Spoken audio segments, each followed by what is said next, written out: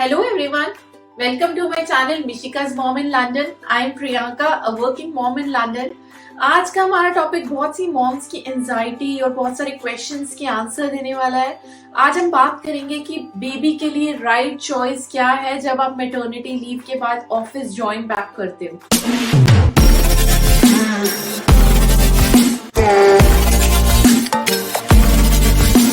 जैसे ही मेरी 9 मंथ्स की मैटरनिटी लीव खत्म हुई तो मैंने ऑप्शंस एक्सप्लोर करना स्टार्ट किए कि मिशिका को जॉब के साथ कैसे हैंडल करेंगे या फिर कहाँ पे छोड़ेंगे, क्योंकि ग्रैंड पेरेंट्स, मेरे केस में तो ग्रैंड पेरेंट्स आ ही नहीं पाए थे कोविड के टाइम पे।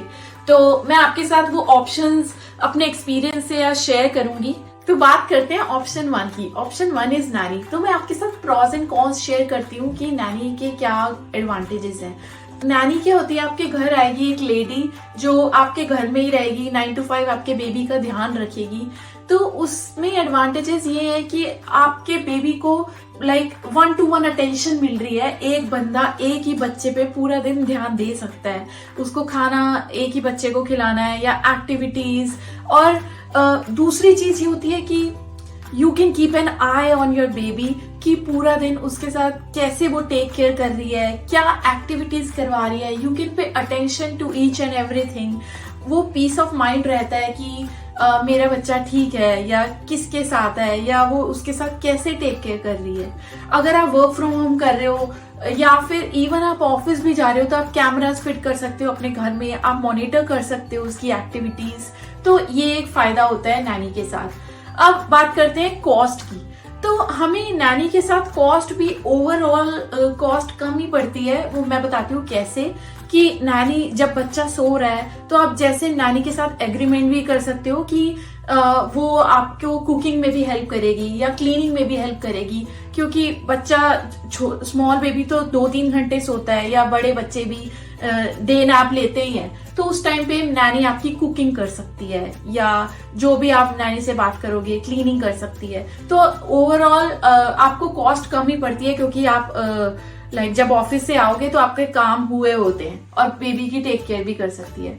और बात करते हैं last thing which is really important, जो मेरे केस में मैंने फील किया कि मैं फीड करवा रही थी मिशी को जब मैंने ज्वाइन बैक किया ऑफिस। तो अब मेरे साथ ये प्रॉब्लम थी कि मैं मिशी को मेरे को स्टॉप करवाना होगा फीड करवाना। तो मैंने फोर्सफुली स्टॉप करवा के बॉटल स्टार्ट करवाई, बिकॉज मुझे पता था वो मेरे साथ पूरा दिन नहीं रह सकती है। तो मुझे ये स्टेप लेना ही पड़ा। तो अगर आप जितना टाइम तक चाहो आप अपने बच्चे को फीड करा सकते हो, क्योंकि कोविड के बाद वर्क फ्रॉम होम्स है, या फिर आप अपने ऑफिस में बात कर सकते हो कि कुछ टाइम तक आपको वर्क फ्रॉम होम करना है परमानेंट। तो आप बच्चे को जितना चाहो उतना फीड करवा सकते हो। अब बात करते हैं क्या डिसएडवांटेजेस हैं नैनी के। जैसा कि हमें पता है लाइक हम लोग लंदन में रहते हैं, तो लंदन में हाउसेस बहुत स्मॉल होते हैं और यहाँ पे वॉल्स भी इतनी स्ट्रांग नहीं होती। पूरे घर में लाइक आप कहीं भी बात करो पूरे घर में आवाज जाती है। तो अगर आप लंदन में रहते हो, स्मॉल हाउस है, तो प्रॉब्लम आ सकती है जो हमारे साथ थी, इसीलिए हमने नैनी नहीं रखी। तो अगर आप यूके में कहीं बाहर रहते हो, आपके बड़े हाउसेस हैं, तो शायद आपको ये प्रॉब्लम नहीं आएगी। तो ये एक इश्यू रहता है नैनी के साथ, आपको प्रिवेसी कम मिलती है। बात करते हैं दूसरे डिसएडवांटेज की, एक्टिविटीज। तो बेबी की एक्टिविटीज जो है वो एक ही पर्सन के साथ रहती हैं। वो एक ही घर में एक ही बंदी के साथ प्ले कर रहा है या बात कर रहा है, तो इंटरेक्शन कम होता है बेबी का, और बच्चों के साथ नहीं घुल मिल पाता। या फिर ईटिंग हैबिट्स दूसरे बच्चों को देख के इम्प्रूव होती हैं। वो सब आप फील करते हो कि ये सब सोशल इंटरेक्शन बच्चे का नहीं हो पाता नैनी के साथ। तो बात करते हैं ऑप्शन 2 विच इज नर्सरी। अब नर्सरीज क्या होती हैं? डे केयर को यहाँ पे नर्सरी बोलते हैं, जो 0 to 5 years तक होती हैं। It is a kind of small school जहां आप अपने बच्चे को भेज सकते हो सुबह 9 to 6 या डिपेंडिंग ऑन नर्सरी टाइमिंग्स, किसी का 8 to 5 होता है। तो यहाँ पे it is a kind of small school जहाँ पे छोटे छोटे सेक्शंस डिवाइडेड होते हैं, 0 to 2, 2 to 3 या 3 to 5। अपने इनके प्ले एरियाज होते हैं, गार्डन्स होते हैं, पर्सनल स्लीपिंग एरियाज होते हैं। तो इसके कुछ एडवांटेजेस और डिसएडवांटेजेस मैं आपके साथ डिस्कस करूंगी। उसमें पहला एडवांटेज नर्सरी में भेजने का ये होता है कि बच्चों का एक सेट रूटीन सेट हो जाता है। लाइक मिशिका को नर्सरी सेंड करने के बाद मैंने नोटिस किया कि उसका एक बहुत अच्छा रूटीन सेट हो गया, जो बच्चों के लिए भी अच्छा है और हमारे लिए भी इजी हो जाती है लाइफ, कि उनका स्लीपिंग पैटर्न सेट हो जाता है कि अगर वो 12 o'clock नर्सरी में सो जाते हैं तो इवन एट होम वो वीकेंड्स में भी 12 o'clock like most probably so जाते हैं, या रात को 8 o'clock वो सो जाते हैं, तो आपको काफी टाइम मिल जाता है उसके बाद अपनी चीजें करने का। दूसरी चीज ये होती है कि उनकी ईटिंग हैबिट्स काफी हद तक इम्प्रूव हो जाती हैं, और ये मॉम्स का बहुत बड़ा कंसर्न होता है कि बच्चे खाते नहीं है या नई चीजें ट्राई नहीं करते, बच्चों के पीछे भागना पड़ता है खिलाने के लिए। तो मेरे साथ भी यही प्रॉब्लम्स थी कि मिशिका कोई नई चीजें ट्राई नहीं करती थी, बट नर्सरी जाने के बाद मैंने ये नोटिस किया कि she wants to try new things और शी एक्सेप्ट्स इट। ये चीज बहुत इम्प्रूव हो जाती है क्योंकि वहाँ इतने सारे बच्चों के साथ मिल के खाते हैं, उनको देखते हैं, तो उनकी हैबिट्स चेंज होती हैं और उनके टेस्ट डेवलप होने स्टार्ट होते हैं। Another important thing is activities. Nursery में इतनी सारी एक्टिविटीज उनको एवरी डे करवाते हैं, like every day new activity, like water play, soft play, sand activities, या प्ले ग्राउंड में बाहर लेके जाते हैं।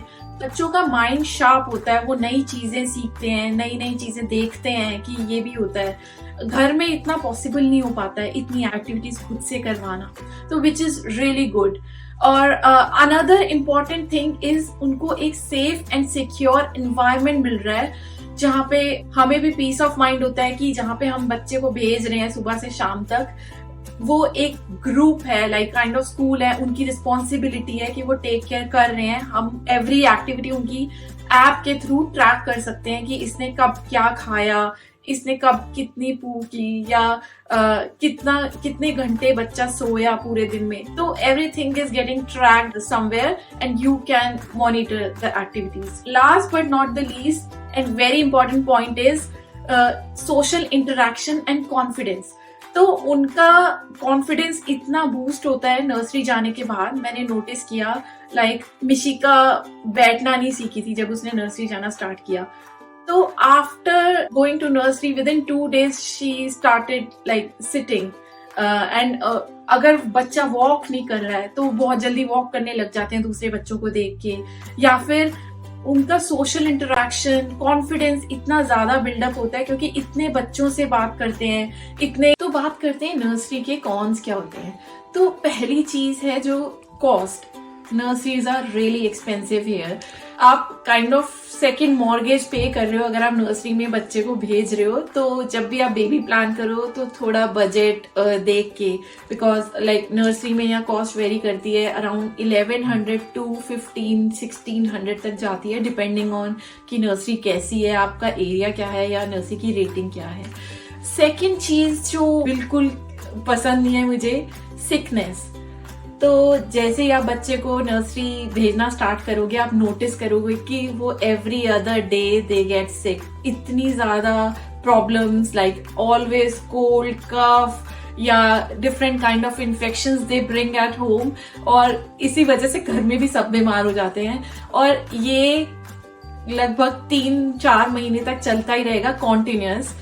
उसके बाद धीरे धीरे उनकी इम्यूनिटी डेवलप होनी स्टार्ट होती है, but still like weather change होता है, किसी एक भी बच्चे को कोल्ड है तो आपके बच्चे को कैच हो जाएगा और घर में आ जाएगा, उससे इन्फेक्शन हो जाएगा। तो ये बहुत कॉमन प्रॉब्लम है नर्सरी भेजने की। Another thing is hard settling in. Like जब भी आप बच्चे को नर्सरी भेजना स्टार्ट करते हो, वो इतना हार्ड टाइम होता है मॉम्स के लिए। I still remember I literally used to cry sitting here कि मैं जॉब छोड़ दूं या मैं लेके आ जाती हूँ फटाफट, वो खाना नहीं खा रही। तो बहुत से इश्यूज आते हैं। लाइक आपके लिए बहुत हार्ड होता है, बेबी के लिए बहुत हार्ड होता है, क्योंकि सेपरेशन एंजाइटी इतनी होती है। वो फर्स्ट टाइम जा रहा है, पूरे दिन के लिए छोड़ना, तो वो बहुत टफ टाइम होता है। और थोड़ा सा टाइम लगता है, 2-3 महीने लगते हैं, या बहुत बच्चे जल्दी भी सेटल हो जाते हैं, 1 month में सेटल हो जाते हैं, 3 weeks में। तो वो टाइम थोड़ा सा हार्ड होता है बेबी और मदर दोनों के लिए। तो बात करते हैं third option, which is child minders. अब चाइल्ड माइंडर्स क्या होते हैं? ये काइंड ऑफ मिक्स होते हैं नैनी और नर्सरीज की। ये अपना एक ओन सेटअप क्रिएट करते हैं, या तो अपने घर पे या कोई प्लेस रेंट पे लेके, जहाँ पे maximum they are allowed to take care of 6 kids including their own kid.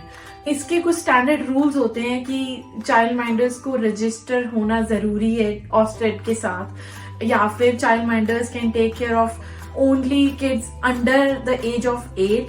तो ऐसे कुछ स्टैंडर्ड रूल्स हैं। अब चाइल्ड माइंडर्स के लिए आप इसलिए जा सकते हो बिकॉज यूजुअली इनकी कॉस्ट कम रहती है कंपेयर टू नर्सरीज और नैनीज, और ये एक ऐसा घर पे सेटअप प्रोवाइड करते हैं जिससे आपके बच्चे को होमली फील आती है। उनके लिए इजी होता है एडजस्ट होना कंपेयर टू नर्सरी में एडजस्ट होना। नर्सरी में उनके लिए एक बहुत बड़ा चेंज होता है, बट उनको चाइल्ड माइंडर्स के साथ एक 1-to-1 इंटीमेट कनेक्शन प्रोवाइड होता है जिससे उनके लिए बहुत इजी होता है सेटल होना। आई होप आपको मेरी वीडियो हेल्पफुल लगेगी। अगर आपके कोई स्पेसिफिक टॉपिक्स हैं या किसी पे डिटेल वीडियो चाहिए, कुछ और डिटेल्स जाननी है, तो मुझे प्लीज कमेंट करके बता सकते हैं। और मेरे चैनल को लाइक, शेयर और सब्सक्राइब करो ताकि मेरी वीडियोस आप तक पहुंचती रहें और आपकी और हेल्प हो सके। Till then, stay tuned and I will see you in the next video.